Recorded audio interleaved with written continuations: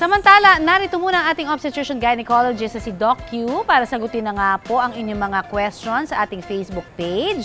Eto na, good morning muna sa iyo, Doc Q.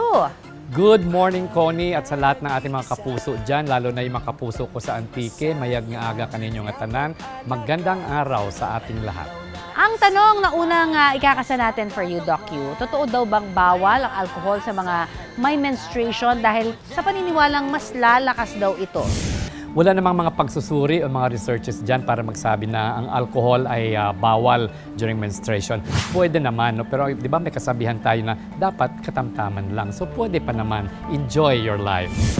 Samantala, Doc Q, totoo raw bang pro na magkaroon ng UTI ang mga babaeng gumagamit ng panty liners araw-araw?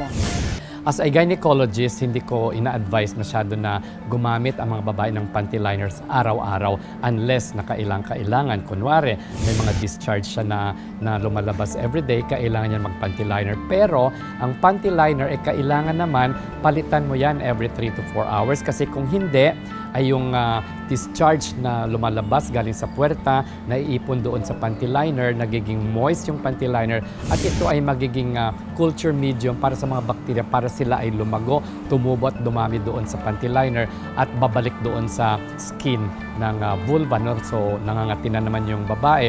So it's a vicious cycle. So kailangan kung isang babae, kung hindi talaga ma-avoid na mag-panty liner, every 3 hours, palit ng panty liner. Eto pa, Doc, normal lang daw ba ang pamamanas para sa mga buntis na nasa kanilang 3rd trimester?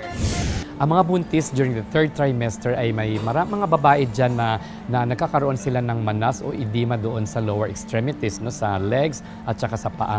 Pero kung ang manas ng isang babae during pregnancy ay buong katawan na ang involved, hindi na ito maganda. No? So kailangan i-check muna yung kanyang blood pressure kasi baka naman tumataas ang blood pressure niya na hindi niya alam at hindi nakokontrol. At ito ay pwedeng maging sanhi ng pre-eclampsia o yung eclampsia na kung saan ay kinukumbulsyon yung isang babae. Or pwede rin during pregnancy, nakakaroon siya ng problema sa kanyang kidneys, kaya kailangan ay matingnan din ng doktor kung anong dahilan ng kanyang generalized edema. Pero kung sa paa lang naman, sa binti lang at saka doon sa kanyang paa, during the last trimester of pregnancy, pwede pa rin normal ito. Ito yung physiologic change ng pregnancy.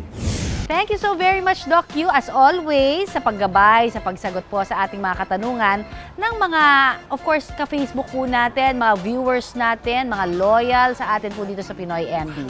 Kapuso, ang aking paalala, kung may mga tanong kayong pangkalusugan, huwag hong mahihiya na ipadala yan sa aming Facebook page para naman baka kami ay makapagbasa na ng inyong katanungan next Saturday. Maraming salamat sa pagtutok sa Pinoy MD. Para po sa iba pang kaalaman tungkol sa ating kalusugan, mag-subscribe na sa GMA Public Affairs YouTube channel. And of course, don't forget to hit the bell button for our latest updates.